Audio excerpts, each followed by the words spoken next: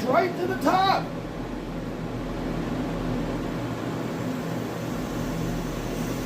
If I filled that cup anymore, we'd be into Sylvester Stallone backwards cat movie territory. We've gone right over the top. What are we doing, guys? Hope everybody's having a good week. Gonna make a. Saw that I had a new subscriber on my YouTube channel. 4 minutes is not how long I want to cook that. Thank you, I appreciate that. So if we're gonna put some new content up, we got some molds on here. We got a 3.5 inch epic. That's hot. 3.5 inch epic pud. See, I got like a small shop, so I could be out like that. Let me give her a little. You know, is that better? Like, I still gotta. None of that here, bro. Keep the head above the camera. Yeah, so you can be right here seeing what's going on, or you can be kind of back there. Well, we got 4 epic cuts, 3.5 inches. We got 2 4-inch AI step tails, no hook slot, solid body. And we've got the 6-inch epic sucker and the. What is the stud? 6'5"? 6'5". So that's what we got. We got a little. I'm trying to keep it hot. I'm gonna have to heat it up a little bit. There's Alpha Pigments Gump Green with some gold flake and some. I want to say a little bit of Aphrodite Super Flake.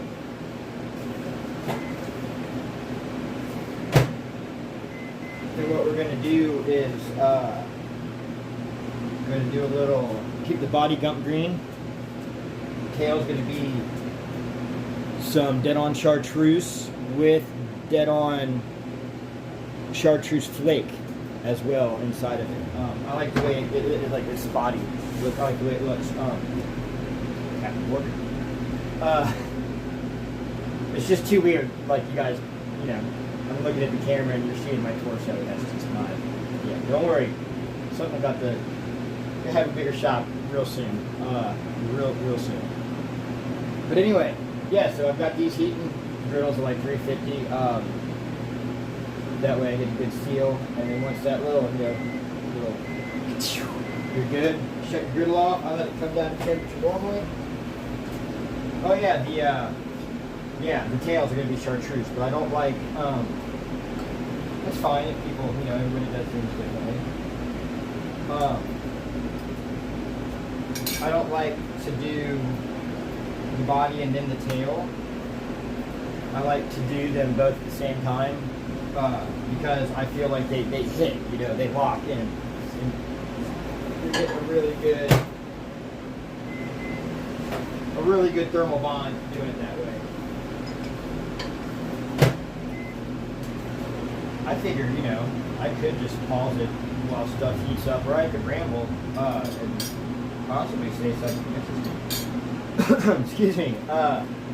Yeah, I like to pour them both at the same time. Takes a little dexterity, a little coordination. But I'll pull all the molds down. Which they're hot enough here like you right now, so we'll set everything up. That one though, see this sucker will get you because it is a top pour, and the bottom of the bait is actually.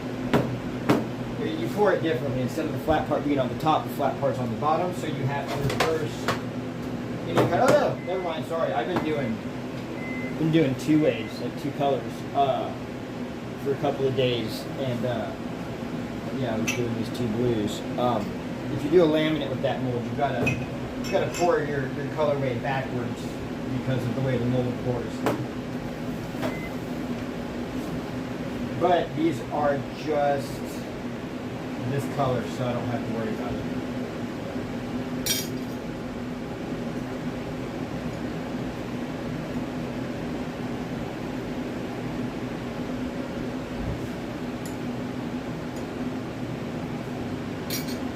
Moving a little slow. Got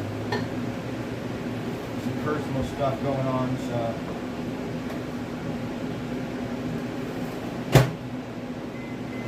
Everything will be fine. I just, yeah, so I'm moving a little slow. Might not be so engaging. or whatever right now. See, yeah. Hi. Yeah, so I got these both heating up, so we're about the same temperature, and it's neat. You'll see it like I do my tail and my body at the same time. Like obviously, because of the way the mold's set up, you're gonna your tail will start to run. So if the body's just a little bit hotter, it'll actually push it back up into the tail. It's pretty neat to watch, and it doesn't seem to it's not going to coat the bottom, like it pushes it all back into the tail. And you can kind of play with that to get different levels of how far the tail goes.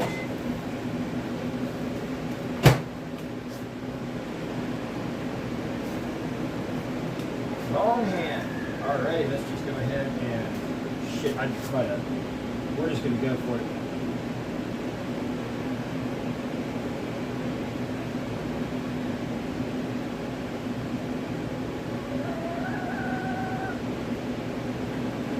Over a little bit to push that tail back and get it right in that sweet spot.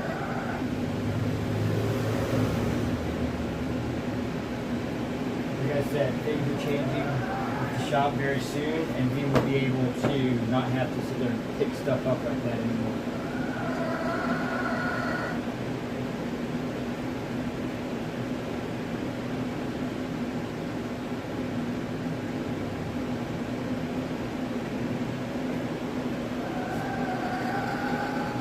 That you stay dainty and hold that pinky out, that affects the balance. It's like a cat's tail.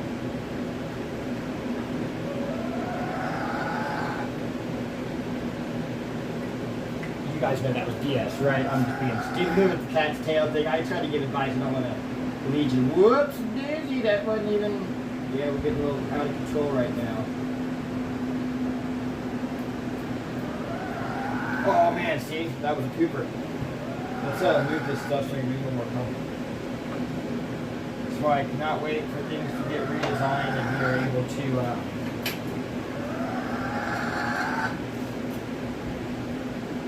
oh no, that's already too hard.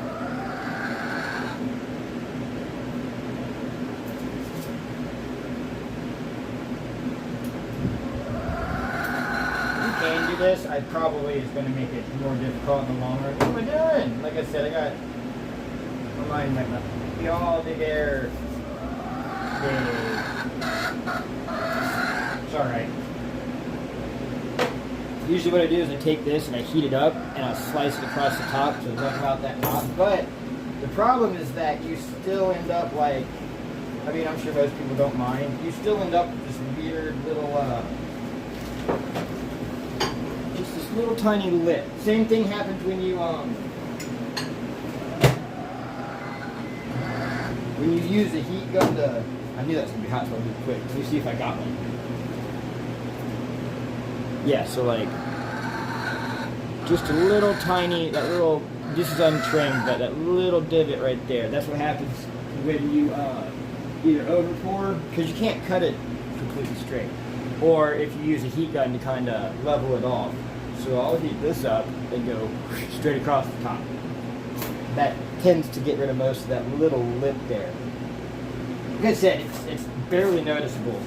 I might be a little OCD about checking on my bait. And it makes no difference in the action of the bait. I guess what I do is assume that everybody, like microscopes, looks at my baits the same way that I do.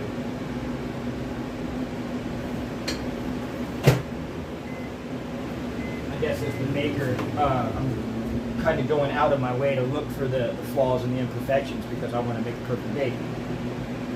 Or as perfect as it could be being individually handmade. I mean, I'm not a robot.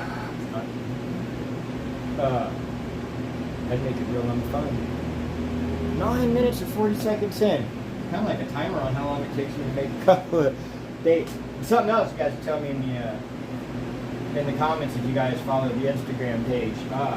When I do stuff like this, would you guys rather see me put it on the site in one box, kind of like a Fish Daddy 401 thing? I don't know if you guys follow Arthur. If you don't, go follow him because him and his wife Sandy do great work. And they've got amazing, awesome, durable baits at a great price. But he'll do all of his Epic molds and then throw them into a box and sell it as a set. Do you guys think I should do that, or how the site is now, where I'm selling just like, you know, individual packs?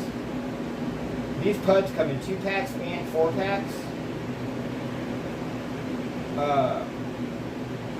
Used to just be 4s, but we've gotten boxes that fit 2 perfectly, so we decided to offer them in 2-packs.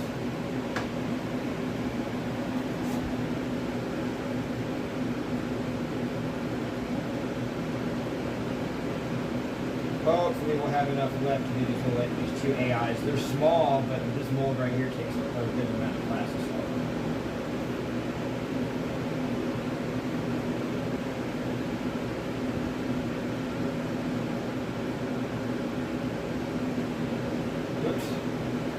Oops, daisy.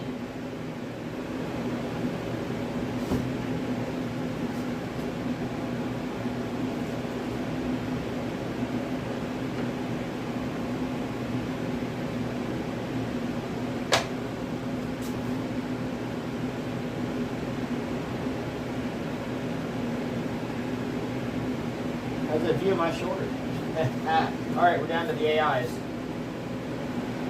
These are solid body, so they're real good on like a chatterbait or a jig head.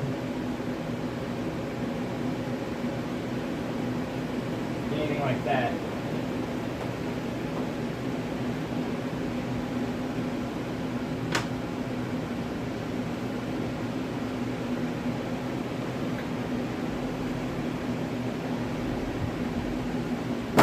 And I always like to cook these. You know, any open pour so that you're getting a good thermal bond. You really want to make sure, I mean, whether they're for you and your friends or this is your business, you still want to make sure that you're doing it right, you're getting a good thermal bond. A lot of people don't think you need a vacuum chamber and or a, you know, griddle, but I'm telling you, if you want to make the best baits you can make, you're going to need it. Alright, now I'm going to pull up a chair and we'll sit here and we'll gab for half an hour while these cook. I'm just kidding. I'm going to pause this. I'm going to let these finish cooking. Like I said, yeah, I'll lick my finger. I'll come out here. It's safe. I know where these molds have been. When it sizzles, I'm good. I'll turn the... Oh, there's my chicken. Okay. I'll turn the griddle off and let them cool naturally. I might have to hit them, you know, sometimes even cooling naturally on the griddle, I've got to hit them with the heat gun to level them out because I like to get them as level as possible. But yeah, we'll stop and then we'll come back when these are done and see how we'll open them up together. It'll be a special moment between us. All right, guys, we'll see you in a bit. Hey guys, we're back. It's been hours, but I have some stuff to do, and so the longer they cool inside the mold, I feel like the better, the more time they get to set. So if you look, you'll see we've got a little dimple. We've got that on, you know, that one. Even with the griddle up and everything, you still get a little bit. That one dropped down a bit. I'm gonna have to. It's getting colder here in Ohio, and as seasons change, you kind of gotta adjust how you work it, you know, to the difference in temperatures. This isn't the shop isn't temperature controlled. It's just, you know, it's just a garage. So as the temperature drops, I don't know if my thermometer looks like it. Oh no, here it is. Yeah, we're about like 63, 64 degrees in here. So yeah, you got to start maybe staging it down, you know, like come off your high heat like halfway and then give that 10 minutes and then come down to off and let that cure like or cool down like that. But what I'll do is get everybody the heat gun, move these so they quit touching and stop making that rather noise, and just, you know, lightly go back and forth. You want to definitely be vented. This fan vents out a window. I keep it right here on my setup, and then right here is another fan. So I got this fan blowing fumes into this fan, which takes it out the window. But I don't know what that was. It's like little bits of plastic that were inside my. Must have had something break. It might be time for a new a new heat gun.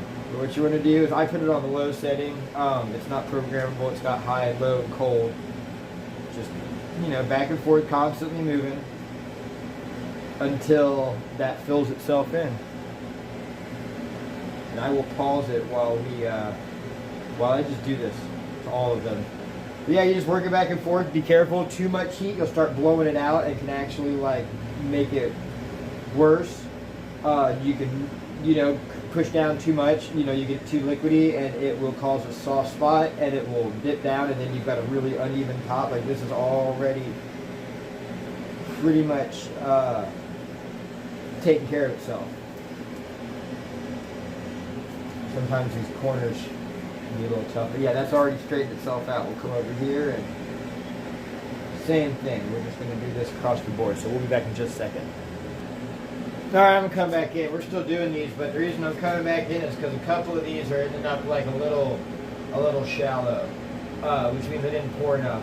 What I like to do, because I've got a light right over top of me, is I watch the edge and you'll see the light roll over the mold once it gets to the top. So once it goes a little bit over the top, the light rolls over the plastisol and you can tell that you've hit that spot.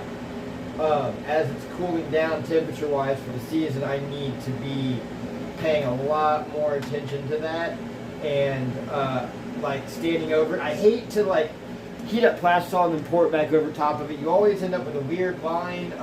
Sometimes it doesn't like to grab real well. So I always like for it to just be like, the most I like to have to do is this right here. So I'm going to have to start really paying attention to like let it set for a second but not solidify or harden up. And then just be right there ready with a cup to hit it as soon as it starts to drop down into that little spot. Alright, I'm going to finish these last three, let them cool, and we'll be back. Hey guys, we're back. We've given them a little time to cool down. I don't know why I did that. I'm going to check these out together, and I'm going to go inside and do some dishes for my wife so we can eat some dinner.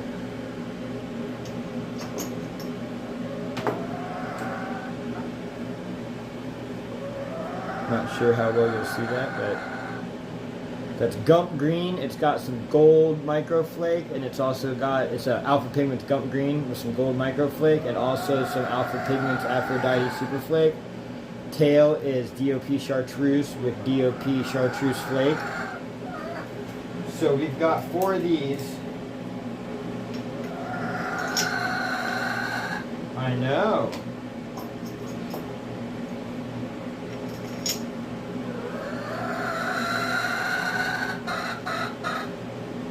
I won't open all 4 on camera because they all look the same. But what I will do is one of each. I'm going to set this over here real fast. So here, let's move on to the... These are right out of the molds. They're not... They got a little bit of flashing. These cleaned up. There's that 6-inch sucker. That I thought needed to be poured different because I'm so used to pouring laminates.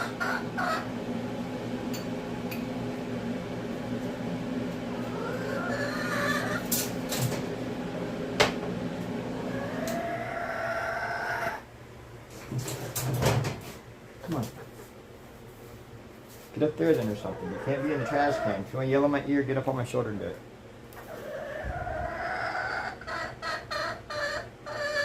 It's got a little spot right there. I went a little too far. I either like to go all the way past it or before it. I don't like to end a color in the fin. We're not going outside. I don't care how much you put your butt in my ear hole.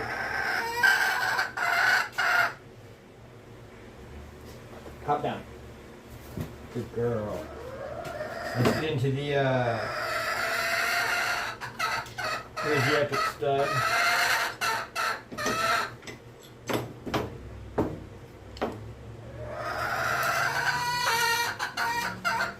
Hey buddy! Like I said, it needs trimmed. And it also, that might be where, like I said, it dropped down real low, so I gotta watch my tops a little bit better. Right but not least, here's that Angling AI 4-inch step tail. These are the ones with no hook slot. So they got a solid body, which is good as like a pit trailer on a jig head, something like that. And they came out nice. It got a bright color to it. It looks dull, but it looks not dull, but it looks a little darker. But on the camera, I can see it's a brighter green. That should do really good in dark, clear to, I'd say, moderately stained water. Chartreuse tail is showing the more stained stuff, but that's a good green for cleaned, sort of dirty. That definitely sticks out. Wow. So I'll take a look at the 4 styles we did, if I can. Come on in. We've got the AI step tail up here, the Epic stud right here, the Epic sucker, and then the Epic pud. There you go.